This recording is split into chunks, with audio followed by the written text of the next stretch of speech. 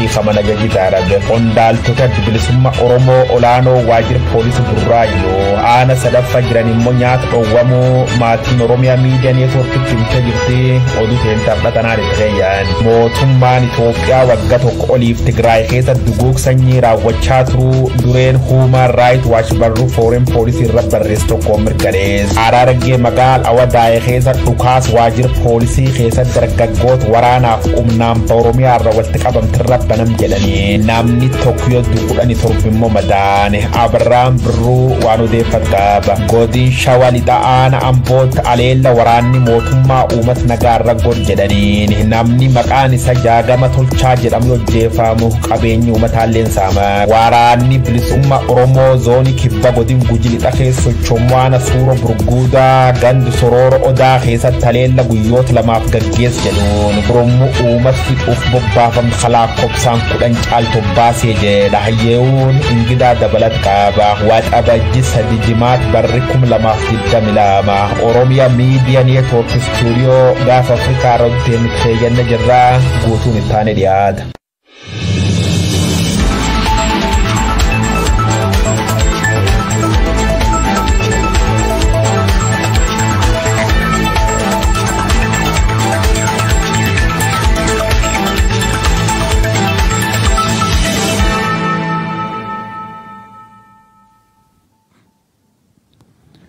Ashama kam jirtu daawwattoota OMN oduu har'aaf qabnu sinittimna oduu sinittimuun kan isin waliin turanii hundaati.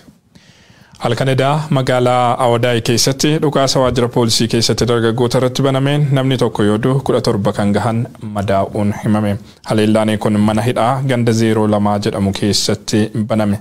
Haleellaan kan baname dargaggoota waraanaa fi humnaan baha Oromiyaa irraa walitti qabaman irratti ta'uun ibsamee jira. Abrahaam Birruu guutuu oduu kanaa sinittima. Magaalaa Awadaay keessatti halkan dabre dhukaasa jajjabaatu dhagaamaa buleen dhukaasi naannoo buufata poolisii ganda 02 halkan sa'a 3 booda akka ta'e himu jiraattonni buufata poolisii kana keessatti immoo dargaggoonni ammaaf lakkoofsaan addan baanee hidhamanii jiru dargaggoonni kunneen kutaalee Harargee lamaanii fi magaalota baha Oromiyaa garaagaraa irraa walitti qabamanii achitti hidhaman dargaggoota kanneen dirqamaan bakkee garaagaraa irraa kan walitti guure gareen bilisiginnaa leenjii waraanaatiif erguuf akka ta'e jiraattonni himanii jiran dhukaasi mimmaansu kan dhukaafame dargaggoota kanneen irratti jedha namni Awadaay irraa OMN dubbise dhukaasa kanaan namni tokko yoo lubbuun darbu 17 kan caalan miidhamanii gara dhaabbilee fayyaatti fudhatamuu hima namni kun Awadaay eda sa'aata jiratti jechuudha umni mootummaa jechuudha umni nageenya ummata nagaa irratti boombii haaraa dhufaasuudhaan jechuudha mootummaa nagaa yeroo mana hidhaatti walitti qabanii turan dhaqaniitu ummata nagaa duraanuu maatiin osoo isaan boonii ummata nagaa hidhanii jechuudha raayyaa ittisa biyyaa oofuudhaaf mana hidhaa walitti qabanii taa'u jiran dhaqanii boombii haaraa irratti darbatanii san booda rabshaan uumamtee booda dhukaasni baay'ee deemee namoota hedduu dhoomee hospitaala Maalleeyaa jedhamu Haramayaa jira gariin madoon nama tokko immoo itti wareegamee jira dhoomee du'ee jira irra guddaan ammoo kan Harama Yotfaanaa Hararii fi Harama Maalleeyaa Haramayaa keessa jiru itti guuraa bulee jechuun ambulaansiin alaamaa deemaa ture akkanumatti uummata nagaa irratti dhukaasa bananii boombii haaraa darbatanii rabshaa guutuu uumaa turanidha. Uummata biran akkuma beekamu jechuun baatana dhiyoo tana dirqiin uummata raayyaa ittisa biyyaa deemuudhaaf uummata akkanumatti magaalaa irraa bakka hundarraa walitti qabanii walitti kuusanii raayyaa ittisa biyyaa oofuu yaa'an irratti haa darbatame. Mana hidhaa Awadaay jechuun qabalee duwwaa lama ganda Usmaan iddoo jedhamu. Ka'umsa maalitiin poolisiin humna addaa dargaggoota kanneen irratti akka dhukaasa hin baramne dargaggoonni kunneen dirqamaan waraanaaf walitti guuramuu isaanii hordofee tarii gara mooraa leenjii hin deemnu jechuun mormuu maluu ka jedhu shakkii jiraattotaati. Sa'aatii dheeraaf dhukaasii wayita turettis halkan magaalaa Awadaay nama karaarra deemu mara qabanii hidhaa turanii jedhu jiraattonni. Mootummaan bilisiginnaa baha Oromiyaa irraa bakka hundatti dargaggoota leenjii waraanaatiif dirqamaan walitti qabaa jiraachuu odeeffannee jirra. Haaluma wal fakkaatuun bulchiinsi bilisiginnaatti godinaalee Jimmaa fi Lubbaaboor keessa dargaggoota kumaatamaan dirqamaa fi faayidaan sossobuun gara leenjii waraanaa guuraa jiraachuu gabaasuun keenya ni yaadatama.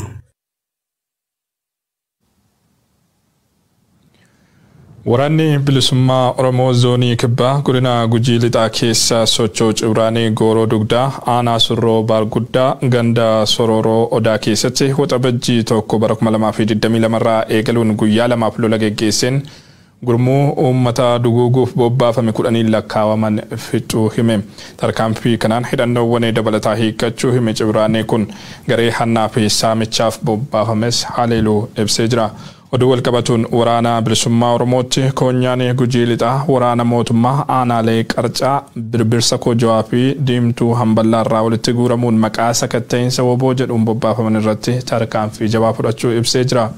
Tarkaanfii fudhateen humna mootummaa hedduu galaafachuu hidhannoowwan hedduu mooraa waraana bilisummaa Oromoof galii gochuu ibse. Woboon Gujii bahaa aanaa Sabbaa Boruu ganda Sabbaa Lolaa Leemmoo jedhamu keessattis tarkaanfii fudhateen humna ajjeechaa uummata nagaa fi saamichaaf bobbaafame irratti tarkaanfii fudhateen of galuu ibse. Aanaa Waadaraa ganda Sokora Garbii akkanumallee magaalaa Waadaraattis loltoota murni biyya bulchu bobbaase 10 lakkaawaman fixuu kaan ammoo madeessuu himee jira. Waraanni bilisummaa Oromoo zoonii giddu galeessaa iddoowwan garagaraattis lolli waraana bilisummaa Oromoo fi humnoota mootummaa gidduutti geggeeffamutti hufee woboon lola geggeeffame irratti injifannoo argachuu maddeen waraanaa OMN himaniiru.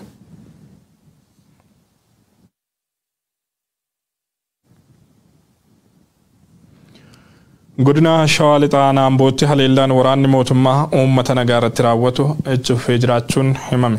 Aanaa Amboo ganda Gomosaa Saaxoo keessatti waraanni mootummaa kaleessa qe'ee jiraattotaa gubaa turuu kan himan maddeen odeeffannoo OMN nama Jaagamaa Tolchaa jedhaman ajjeesuu fi qabeenya hawaasaa saamuu ibsanii jiru.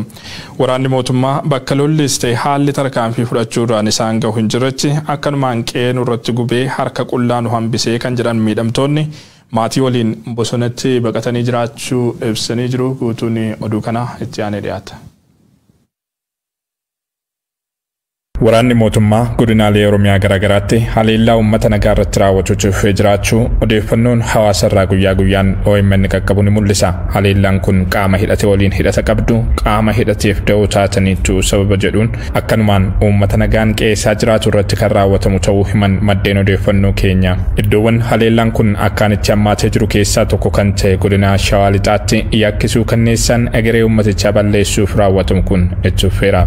Aanaa Amboo ganda Gomosaa Saaxoo keessatti haleellaa guyyaa kaleessaa waraanni mootummaa qe'ee fi qabeenya jiraattotaa irratti raawwateen lubbuun namaa darbee manneenii fi midhaan qotee bultootaa gubamuu akkasumas horiin hawaasichaa saamamuu himan jiraattonni. Miidhamtoota keessaa namni bilbilaan argannee dubbifne akka jedhanitti kaleessa battala qe'een isaanii gubamee qabeenyi horatan marti daaraatti jijjiiramutti lollis ta'e haalli waraana mootummaa tarkaanfii kanarraan gahu tokkollee ganda keenya keessa hin turree jedhu. Waraanuma mootummaa hiriiraan dhufee mana kootti bidda qabsiisu arguu malee sababa gochi kun irratti raawwatameefis hin beekuu kan jedhan namni kun lubbuu ofii oolfachuuf maatii isaanii waliin bosonatti baqatanii jiraachuu himan. Kaleessuma sa'aatii 8 gubbaan ta'a. Ati 8 gubbaarraa hiriirumaan dhufaniiti natti naanna'anii keessaan baqadhee qabeenya waa jiru tumnaanna'anii gaasitti rafarrafanii waan jiru muluu mishii ceebanii alaa gubanii itti naqanii takka biyyilleetti hin sinne meeshaa gurguddaa irratti gallakkisuu namni itti siquun dadhabee dhumee dasaan sokkanii galgala dhannee daaraa sabichaa gara. Eenyu kan kana godhu? Waraana mootummaa. Waraana mootummaa ta'uu maaliin adda baafattan? Dhaabatee ilaala malee hizbiin muluun. Mana midhaan mana guutuu waan jiru faana muluu agura akka jirutti muluu walumatti qabatee lookii baatii waan jiru muluu isaa muluun tokkitti wanti keessaa naaba hin jiru.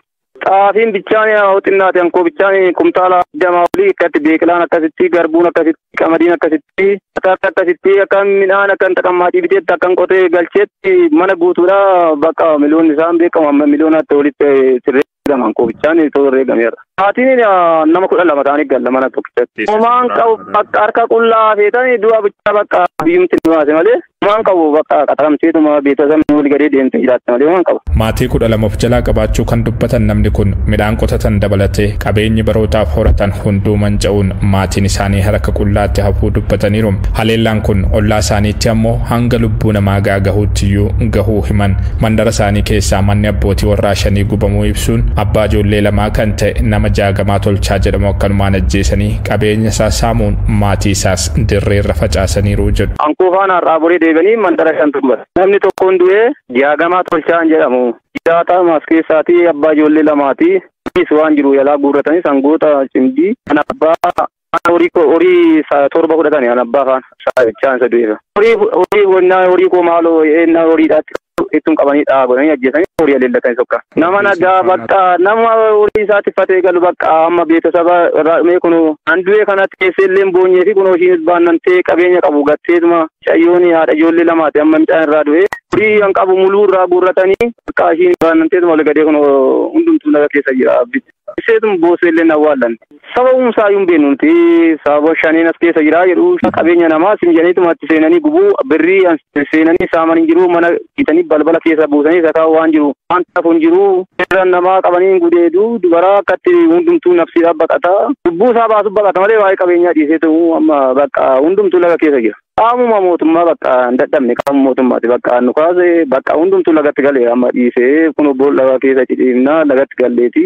Kan dhufan hin beeknu akka innaa dhufan diiskaadhaan si dha'uu asi gadee laalaniiti akka uummanni tokkitti mana jiru hin jiru amma lagum keessa cidhiifna kun osin jenneetuma qaamaa jireenya hin qabnu dhumaatii tooddoo bakka lubbuu keenya bichaa baafna inni tol gadee kaannaa sayyuu lubbuu baasuu dadhabnee kun dhumaa jiru. Waraanni mootummaa yakka egeree uummataa balleessuu hawaasa nagaa qeessaa jiraatu irratti raawwate kanaan cinatti qabeenya keenya saamee horii keenya uffateeraa kan jiran jiraattonni ganda Gomosaa Saaxoo haala mudate kanaan uummanni buqqa'ee bosonatti baqatee jiraachuu himaniiru. Rakkoo hanichatti mudate kana laalchisuun deebii qaama mootummaa dhaga'uuf yaaliin goone hin milkoofne.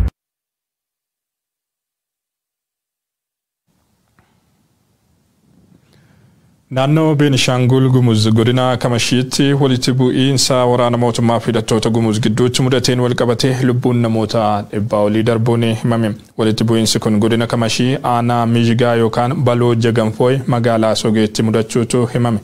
Maddeen OMN akka himanitti hidhattooti Gumuz torbanoota muraasaan dura mootummaa waliin araaramanii galan jedhaman mootummaa waliin wal dhabbee keessa seenuun waraana mootummaatti dhukaasa banuu hordofee waraanni mootummaa garas buufatee jiru uummata gabaaf ba'e irratti dhukaasa banuun nama 118 ta'an fixuu himaniiru.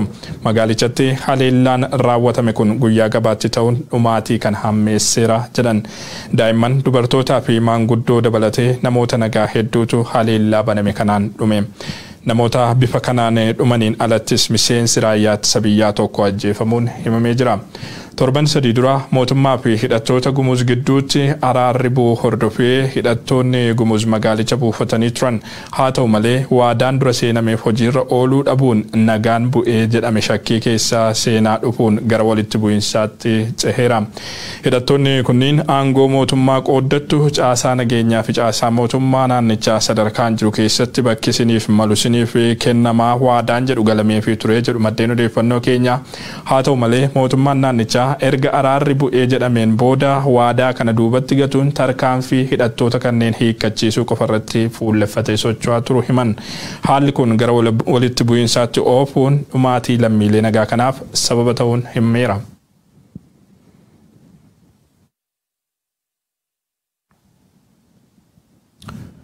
Mootummaan Itoophiyaa waggaa tokko oliif Tigraay keessatti duguuggaa sanyii raawwachaa turu dureen Human Rights Watch barruu Foreign Affairs irratti barreessan tokko mirkaneessan.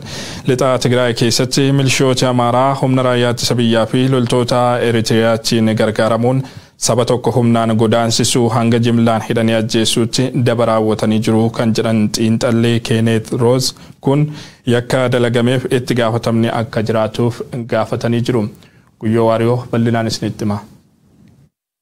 Unearth what the UN says could be war crimes committed in the Tigray conflict. Mootummaan Itoophiyaa waggaa tokko oliif Tigraay keessa duguugga sanyii raawwachaa turu dureen Human Rights Watch ganeesse nadheeniif ijoollee jaarsaaf jaartifa konkolaataa guuran humnaan lafisaan irra godaansisaa turane humaatam hidhanii manidhaa keessa beelaaf dheebuuf saaxilane kaan immoo humaatam akkasiitiin murte tokko malee boollan naqanii rashanaa turanii jedha. Daabii hunduuba harka caalfaannoo Amaaraatiin raawwata مخدوبات برون كنز روتنام برا ولين برز خون رايا اتس بي إثيوبياتيف وران شابيا يكخن كيسا مليشوت أمارا كاركارون دوغوك سنيي المرة تجتات ورنجتشو واجف دبان لافتي تاتين كل تومم تيج دلت تجراي خانانو لين لمان جتشون أمهاراف تجراي وغوتا في الرور فالمات وران كيسا يوتاتو إيدا كدباي هومرا فراوان فخيسا للتوتي أمارا غريب فانو ولين تاونم غتو كل فد jira jedha. Mootummaan Abiy Ahmad yakkoota kan hundi addunyaa jala dhoksuun godhaa ture. Har'aaf balbal cufatanii miidiyaaleef jaarmiyaalee qarqaarsaallee seenuu dhoowwan. Achiin booda waan barbaadan cufa eegi raawwataniin booda addunyaan irratti dammaqxee harka buufti malee karoorri Abiy Ahmad lisanyi balleessuuf qulqulleessu ture jechuun hima.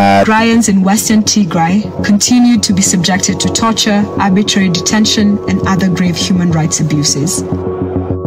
Seera malee ilmaan nama hidhanii gaargalchuun gudeedanii humnaan qeerra buqqisuuf ijjeecha dabalatee yakkooti suukaneessoon Itoophiyaa keessatti dalagamu raga guutuu qaba jedha barruun Kenezroot kun. Dheedlitti Tigraay kan gareen Amaaratu nammallee humnaan qabattee gubbataa'u rakkoo bira ta'u kaasi. Ji'oota 15 keessan namoota 400 ol qaamaaf bilbilaan billichi saatalaayitiitiif ragaalee murtii qofa don taane raga namootaatiif suur sagalee gargar argadhe qorachaa ture jedha gabaasi Human Rights Watch jebla baas hidhattooti faannoo liyyuu hayli naannichaatiif bulchiinsi yeroo bilxiginnaa dhala nama jimlaan fix jechuu isaanii gabaasne ture. Jimlaan nu gudeedaan waan qabnu cufnu saamuun sa'aatii 72 keessa waraqata barrifti yookaan paapileeti qoodanii Tigraay gad lakkifnuuf nu ajajan ka jedhu warri jaarmiyaan mirga namooma dubbis kun. Mudde gaaf 17 bar 2021 humnooti faannoo hawaraan Tigraayitiin injifataman.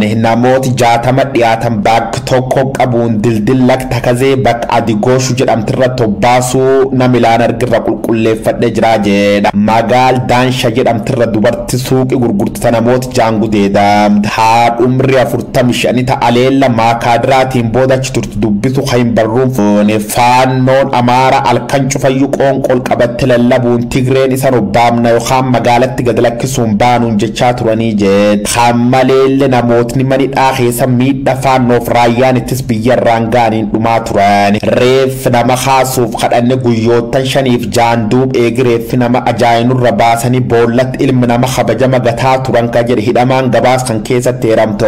Manneen hidhaa Kuumaraaf Indiit Baarakfa keessa yoo diqqaa guyya tokko keessa reeffi namootan 12 konkolaataa faane gataa turu jechuun dubbata. Hidhamtooti harka mootummaa biltsiginnaatiif gare Amaara jiran kuna gammaallee taal jajjaba kee jiraachuu kasaaxil barruun dheeraan kun. Addunyaa mammari nageenya dhaabbata biyyoota gamtooman irra murtee dabarsu dadhabu akka hoomii kaasuun manneen hidhaa halixa Tigraayitti argaman qorattoota walabaatiif bana godhamu qaban jechuun gaafata.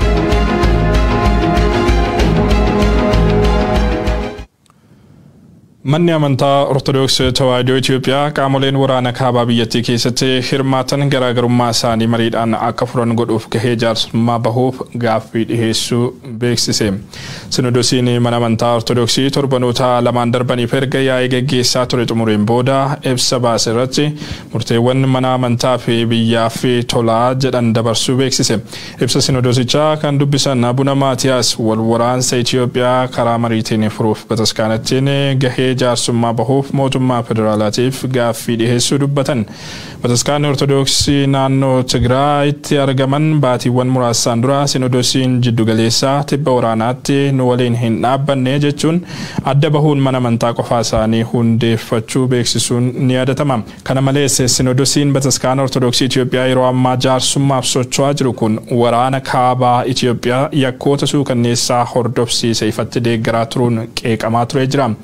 Sababii rakkoo nageenyaa biyyattiitti uumameetiin badii lubbuu namootaa qaqqabee fi gubamuu bataskaanotaa ajjeechaa miseensotaa fi hooggantoota amantichaa irraa qaqqabaa ture irratti xiyyeeffachuun marii taasisuu kan ibse sinodosiin bataskaana Ortodoksii Itoophiyaa rakkoon kun furmaata akka argatuuf qaamolee mootummaa dhimmisaa ilaalutti akka dhiyeessuuf murteessuu ibsee jira.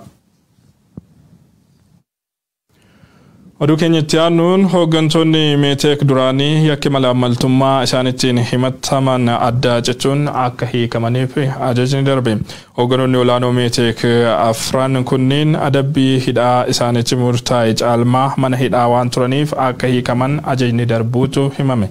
Qondaaltonni dhaabbata sibiilaa fi injiinaringii duraanii Leetanaal Koroneel Saxxany Kaasaay Koronel Fitzum Abraha kumala Waltanigus Tasfaw fi kumala Kondia Girma Yotan mala maltumma transformer humna electrican wal qabat walin nahudan himatamani trani himanno mala maltumma sadarka amana biyanya chutin isanit baname kana buura seera yakka keewwata 880 murak mala maafi torba fi keewwata 91 aafi keewwata 3 akka ofirraati sanif manni murtii olaanaa federaalaa kana dura ajaja dabarsee ture.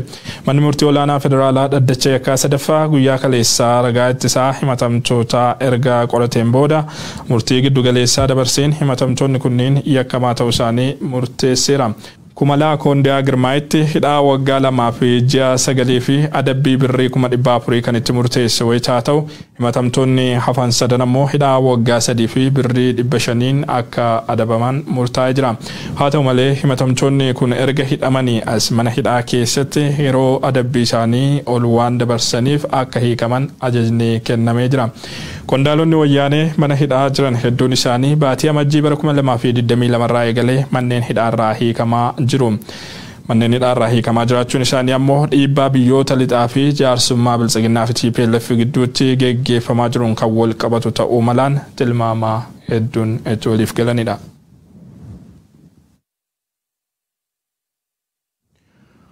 Oduu keenya xumuraatiin caamsaa 31 bara 2022 irraa eegalee qondaalonni ABO Buraayyuutti hidhamanii jiran nyaata dhorgamanii jiraachuun dhagahameera. Qondaalonni adda bilisummaa Oromoo olaanoo waajjira poolisii Buraayyuu aanaa sadaffaatti hidhamanii jiran maatiin yeroo nyaata geessuuf akka irraa hin fudhanne poolisiin dhorkamanii jiraachuu miseensonni maatii qondaalota kanneenii OMN itti himanii jiru. Guutuun oduu kanaatti aanee dhiyaata. Caamsaa 31 bara 2022 irraa eegalee qondaalota adda bilisummaa Oromoo Buraayyuutti hidhamanii jiraniif nyaanni akka hin seenne dhorkamee jiraachuun dhagahame. Qondaalota ABO olaanoo waajjira poolisii Buraayyuu aanaa sadaffaatti hidhamanii jiraniif maatiin yeroo nyaata geessan poolisiin akka irraa hin fuudhamne taasisuu miseensonni maatii qondaalota kanneenii OMN itti himaniiru. Qondaalonni ABO baay'inaan 6 ta'an waajjira poolisii magaalaa Buraayyuutti hidhamanii mana murtii irraa ergattifamanii ji'oonni lakkaa'amaniiru. Bakka itti hidhamanii jiran sana keessattis rakkoo fayyaaf saaxilamuun gidiraa argaa jiraachuu isaanii yeroo adda addaatti gabaasaa turuun keenya ni yaadatama. Obbo Abdii Raggaasaa, Obbo Kennesaa Ayyaanaa, Mikaa'el Booran, Gadaa Gabbisaa, Dr. Gadaa Oljirraa, Lammii Beenyaa fi Daawit Abdataa bakka tokkotti hidhamanii kan jiran ta'anis marti isaanii mana murtii irraa ittifamanii ija dhaabbilee mirga namoomaa jalaas dhokfamanii jiru jedhu maatiin. Obbo Kennesaa Ayyaanaa, Obbo Gadaa Gabbisaa fi Obbo Abdii Raggaasaa dhukkubsatanii wal'aansi osoo isaan barbaachisu yaala gahaa dhorkamanii jiraachuutu himama.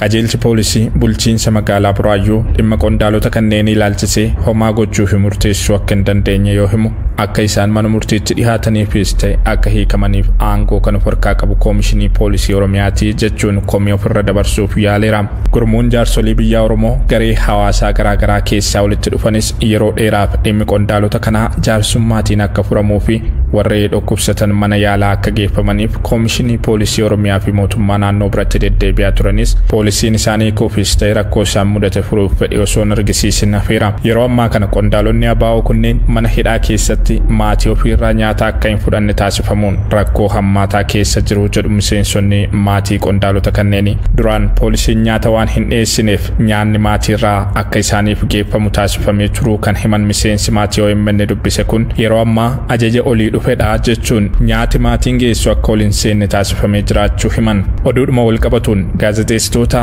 ONN dabalatee miseensonni ABO koree qindeessituu mootummaa ce'umsaa Oromiyaa jedhamuun himataman guyyaa kaleessaa mana murtii waliigalaa Oromiyaatti marsaa 8ffaaf dhiyaatanii turan. Manni murtii waliigalaa Oromiyaa Calcalitti argamu oolmaa guyyaa kaleessaa oleen